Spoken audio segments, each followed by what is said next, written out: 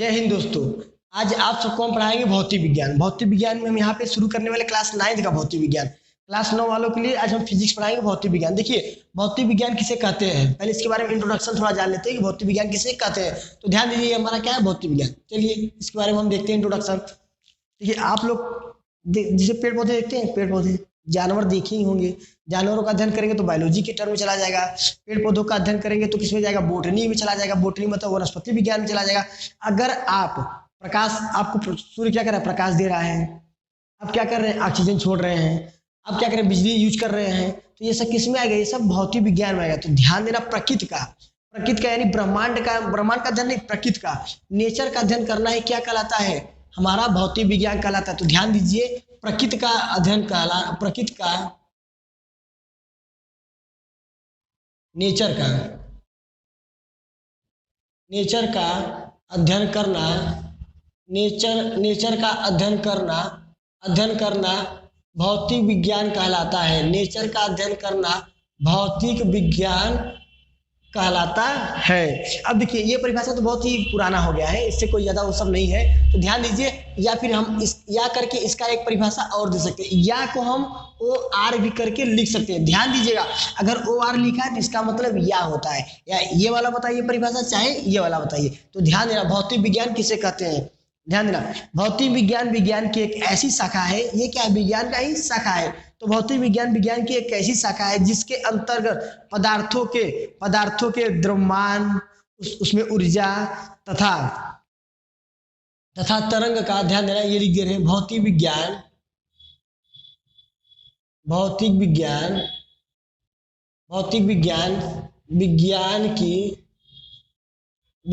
की वह शाखा है जिसके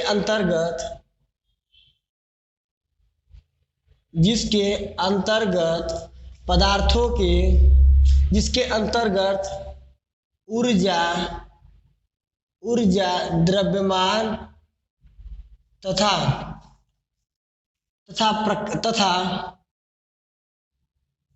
तरंग का स्टडी करते हैं।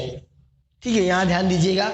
आप सिंपल तरीके से परिभाषा बोल सकते हैं। प्रकृति का अध्ययन करना है क्या कहलाता है, भौतिक विज्ञान कहलाता है। अगर आप कोई कहेगा कि आप इससे अच्छा परिभाषा बताइए, तो आप बता सकते हैं भौतिक विज्ञान की वह शाखा है जिसके अंतर्गत ऊर्जा, द्रव्यमान तथा तरंग का अध्ययन करते हैं। देखो आप भौतिक विज्ञान जब पढ़ेंगे तो ऊर्जा के बारे में पढ़ेंगे, तरंग के बारे में पढ़ेंगे, द्रव्यमान के बारे में पढ़ेंगे, ऊर्जा संरक्षण का नियम पढ़ते हैं ना। तो उसी का हम लोग क्या करते हैं, अध्ययन करते हैं। उसी को हम क्या कहते हैं, भौतिक विज्ञान कहते हैं। अब देखो कोई ना कोई तो होगा भौतिक विज्ञान के पापा या जनक, कोई ना कोई तो अध्ययन किया ही होगा। तो ध्यान देना यहाँ पे हम बता दे रहे हैं भौतिक विज्ञान के जनक, इनके जो पापा हैं, इनके जो जनक हैं, उनका नाम क्या है। इनके जो जनक है उनका नाम है आइजक न्यूटन। क्या नाम है, आइजक न्यूटन।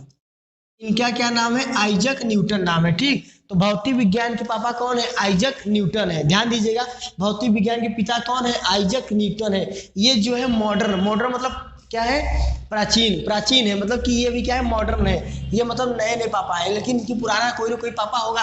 तो भौतिक विज्ञान के पुराने पापा कौन थे, गैलीलियो थे। गैलीलियो जो थे इनके पुराने पिताजी थे। अब हम यहाँ चैप्टर शुरू करते हैं क्लास 9 का।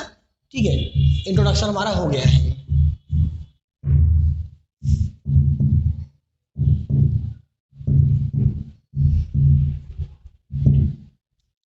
चलिए ये देखिए हमारा कौन सा क्लास है, ये हमारा है क्लास 9th का। हम लोग क्या पढ़ा रहे हैं, भौतिक विज्ञान पढ़ा रहे हैं। भौतिक विज्ञान में देखो पहला जो चैप्टर है हमारा मोशन है। पहला जो हमारा चैप्टर है मोशन है, जिसको हम लोग क्या कहते हैं, गति कहते हैं। दूसरा हमारा जो चैप्टर है उसका नाम है बल एवं बलगति के नियम। क्या नाम है, force and law of force. इसको हिंदी में कहते हैं बल एवं गति विषयक नियम बोलते हैं। ठीक, अब जो तीसरा हमारा चैप्टर है उसका नाम है गुरुत्वाकर्षण। क्या नाम है, गुरुत्वाकर्षण नाम है। जो तीसरा हमारा चैप्टर है उसका क्या नाम है, उसका नाम है गुरुत्वाकर्षण नाम है। ठीक, जो हमारा चैप्टर है उसका अगला नाम है कार्य एवं ऊर्जा। अगला क्या नाम है, कार्य एवं ऊर्जा चैप्टर का नाम है। पांचवा जो हमारा चैप्टर नाम है उसका हमारा क्या नाम है, ध्वनि नाम है। उसका हमारा नाम क्या है, ध्वनि नाम है। तो ध्यान दीजिएगा, हमको क्लास 9 की जो फिजिक्स पढ़ना है, सिर्फ हमको मोशन पढ़ना है, उसका बल एवं बल गति की नियम पढ़ना है, और उसके बाद हमको गुरुत्वाकर्षण पढ़ना है, कार्य एवं ऊर्जा पढ़ना है, और उसके बाद हमें क्या पढ़ना है, ध्वनि पढ़ना है।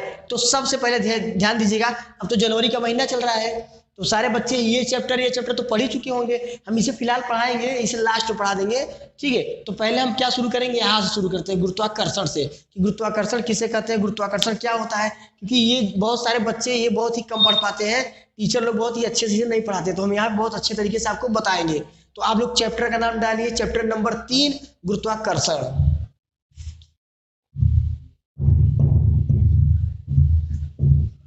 चलिए देखिए, हमारा जो चैप्टर चलेगा उसका नाम है गुरुत्वाकर्षण। चैप्टर का नाम है गुरुत्वाकर्षण। इसको इंग्लिश में कहते हैं ग्रेविटेशनल, इसको इंग्लिश में कहते हैं ग्रेविटेशनल।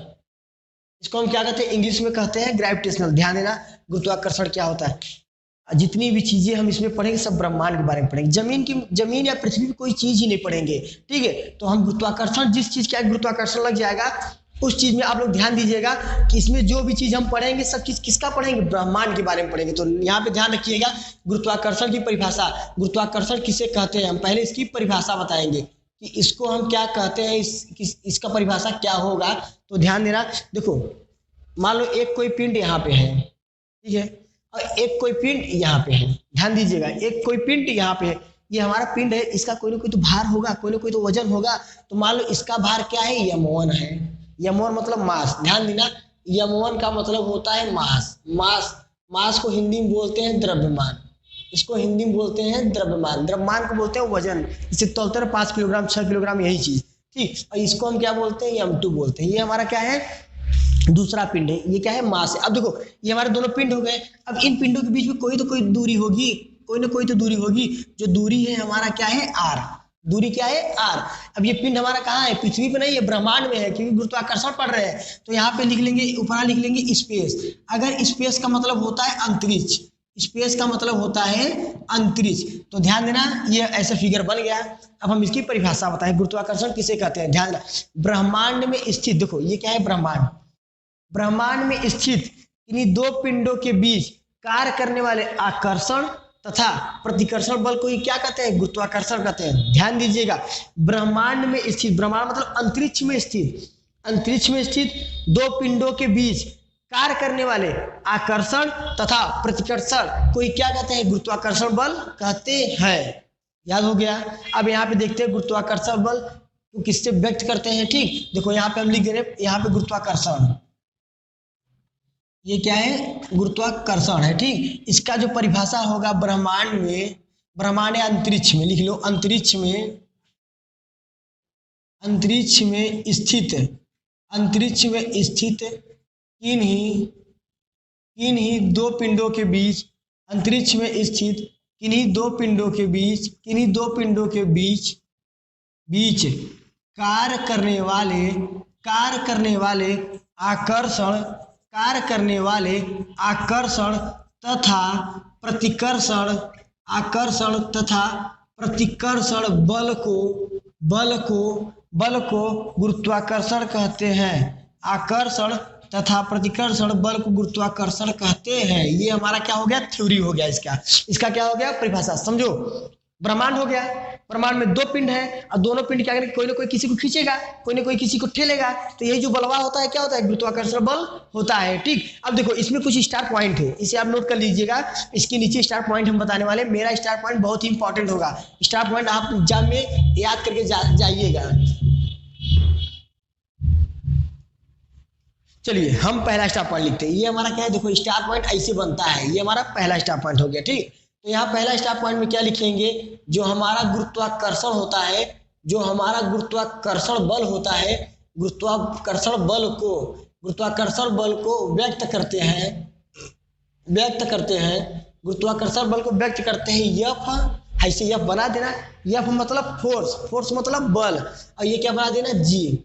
यहाँ क्या बना देना, जी मतलब गुरुत्वाकर्षण मतलब ग्रेविटेशनल।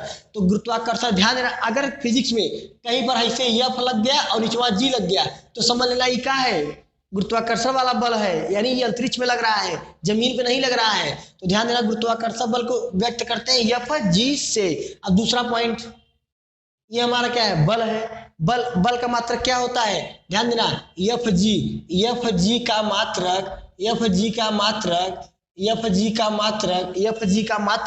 क्या होता है, न्यूटन होता है। क्या होता है, न्यूटन होता है। क्या होता है, न्यूटन होता है। देखो, जो मात्रक होते हैं 3 टाइप होते हैं। एक होता है CGS पद्धति, एक होता है MKS पद्धति, एक होता है SI पद्धति। तो हम अभी आपको बता देंगे, अगले क्लास में हम आपको बता देंगे कि CGS, MKS, SI पद्धति क्या होती है। फिलहाल यहाँ पे ध्यान दीजिएगा, एफ जी का मात्रक क्या होता है, न्यूटन होता है। ठीक, अब अगला ध्यान दीजिएगा, एफ जी का, ध्यान दे, ये जो जी है ना, नीचे वाला जी है, ऐसे नीचे बना रहेगा, ठीक है ना।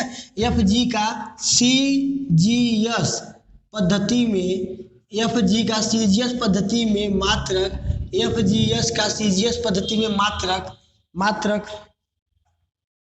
ब्रह्मगुप्त, CGS पद्धति का मात्रक अर्घ होता है।